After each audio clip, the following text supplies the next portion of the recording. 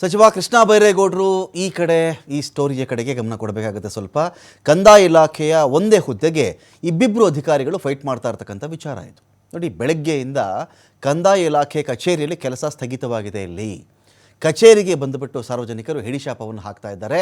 ಇದು TV5 ಕನ್ನಡದ mega exclusive story. ಇದು ಬೆಂಗಳೂರಿನ ಉಪನೋಂದಣಾಧಿಕಾರಿ ಕಚೇರಿಯಲ್ಲಿ ಗಲಾಟೆಗಳು ನಡೆದು ಹೋಗಿದೆ ಇವತ್ತು.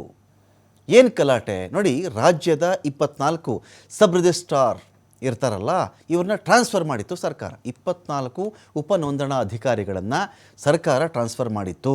ಅದಕ್ಕೆ ಡಿಸೆಂಬರ್ 30ರಂದೇ ನ್ಯಾಯಾಲಯದಿಂದ ತಡೆಯಾಜ್ಞೆ ಕೂಡ ಸಿಕ್ಕಿಬಿಡ್ತು. ಇವ್ರ ಕಡೆ ಟ್ರಾನ್ಸ್ಫರ್ ಮಾಡೋದು, ಆ ಕಡೆಯಿಂದ ತಡೆಯಾಜ್ಞೆ, ಸ್ಟೇ ಬರೋದು. ಅದಕ್ಕೆ ಈ ಬಗ್ಗೆ ಸರ್ಕಾರದ ಕಡೆಯಿಂದ ಸ್ಟೇ ಬಂತಲ್ಲ, ಈಗ ವರ್ಗಾವಣೆ ಆದೇಶವನ್ನು ಪಾಲನೆ ಮಾಡೋಕ್ಕಂತೂ ಆಗಲ್ಲ, ಸ್ಟೇ ಇರುತ್ತೆ. ಹಾಗಾಗಿ ಯಾರು ಎಲ್ಲೆಲ್ಲಿ ಕೆಲಸವನ್ನು ಮಾಡ್ತಾ ಇದ್ದೀರೋ ಅಲ್ಲೇ ಮಾಡಿ ಅಂತ ಸರ್ಕಾರದ ಕಡೆಯಿಂದ ಸರಿಯಾದ ನಿರ್ದೇಶನ ಬರಬೇಕಾಗಿತ್ತು. ಆದರೆ ಅದು ಬರಲೇ ಇಲ್ಲ.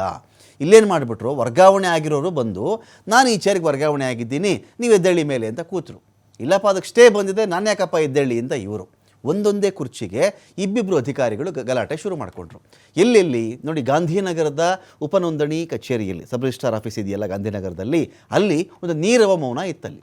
ಹಿಂದಿನ ಅಧಿಕಾರಿ ಶಶಿಕಲಾ ಮತ್ತು ಹೊಸ ಅಧಿಕಾರಿ ನಡುವೆ ದೊಡ್ಡ ಗಲಾಟೆನೇ ಆಗೋಯಿತು. ಹಿಂದಿನ ಅಧಿಕಾರಿ ಮಾತು ಕೇಳಬೇಕಾ ಅಥವಾ ಹೊಸಬರ ಮಾತು ಕೇಳಬೇಕಾ ಪ್ರಶ್ನೆ ಇದು. ಹಿಂದೆ ಇದ್ರಲ್ಲ ಆಫೀಸರು, ಅವ್ರ ಮಾತು ಕೇಳಬೇಕಾ ಇಲ್ಲ ಹೊಸದಾಗಿ ಬಂದಿದ್ದಾರಲ್ಲ ಅವ್ರ ಮಾತು ಕೇಳಬೇಕಾ ಅಂತ. ಈಗ ಯಾರು ಮಾತು ಕೇಳಬೇಕು ಅಂತಲೇ ಗೊತ್ತಿಲ್ಲ. ಯಾರು ಸೈನ್ ಮಾಡಿಸ್ಕೋಬೇಕು, ಯಾರು ಸೀಲ್ ಹಾಕ್ಸ್ಕೋಬೇಕು ಗೊತ್ತಿಲ್ಲ. ಈ ಒಂದು ಗೊಂದಲದಲ್ಲಿ ಕಂದಾಯ ಇಲಾಖೆ ಕಚೇರಿಯ ಸಿಬ್ಬಂದಿ ಇವತ್ತಿದ್ರು.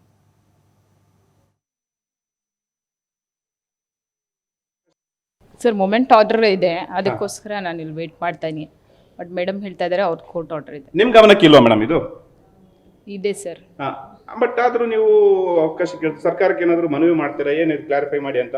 ಮನವಿ ಮಾಡಿದ್ವಿ ಸರ್, ಕ್ಲಾರಿಫಿಕೇಶನ್ ಬರ್ತಾ ಇದೆ, ವೇಟ್ ಮಾಡಿ. Definitely we are waiting for the clarification. ಆದಷ್ಟು ಬೇಗ ಪಬ್ಲಿಕ್ಗೆ ತೊಂದರೆ ಆಗಬಾರ್ದು ಅಂತಾನೆ. ಹೌದು ಸರ್, ಕ್ಲಾರಿಫಿಕೇಶನ್ ಬರುತ್ತೆ, ನಾವು ಜನಕ್ಕೆ ಅನುಕೂಲ ಮಾಡಿಕೊಡ್ತೀವಿ. ಸರ್, ಮೊಮೆಂಟ್ ಆರ್ಡರ್ ಇದೆ. ಕೋರ್ಟ್ ಆದೇಶದ ಪ್ರಕಾರ ನಾನು ಕೂತ್ಕೊಂಡಿದ್ದೀನಿ ಅಷ್ಟೇ. ಆದರೆ ನಾನು ತಮಗೆ ಈ ವಿಚಾರವಾಗಿ ವಿತೌಟ್ ಪರ್ಮಿಷನ್ ನಾನು ಮಾತಾಡಲಿಕ್ಕೆ ಅವಕಾಶ ಇಲ್ಲ. ಕೋರ್ಟ್ ನಮಗೆ ಲಾಗಿನ್ ID ಕೊಡಬೇಕಂತ ಕೂಡ ಹೇಳಿದೆ, ಅದರ ಪ್ರಕಾರ ನಾನು ಕೂತ್ಕೊಂಡಿದ್ದೇನೆ ಅಷ್ಟೇ. ನನಗೆ ಕೋರ್ಟ್ ಆದೇಶ ಇಲ್ಲದೆ ನಾನು ಕೂತ್ಕೊಳ್ಳೋಕ್ಕಾಗಲ್ಲ. ನನಗೆ ಇಲ್ಲಿಂದ ಇಲ್ಲೀಗಲ್ ಅನ್ನೋದಾದರೆ ಅವ್ರು ನನಗೆ ಮೂವ್ಮೆಂಟ್ ಆರ್ಡರ್ ಕೊಡಬೇಕಾಗಿತ್ತು, ಅದನ್ನು ಇಶ್ಯೂ ಮಾಡೋಕ್ಕೆ ಸಾಧ್ಯ ಇಲ್ಲ. ಸೊ ಕೋರ್ಟ್ ಆದೇಶ ನನ್ನ ಪರವಾಗಿರೋದ್ರಿಂದ ನಾನು ಕೂತ್ಕೊಂಡಿದ್ದೀನಿ. ಕೋರ್ಟ್ ಆದೇಶದ ಪ್ರಕಾರ ನಾನು ಕೂತ್ಕೊಂಡಿದ್ದೀನಿ ಅಷ್ಟೇ.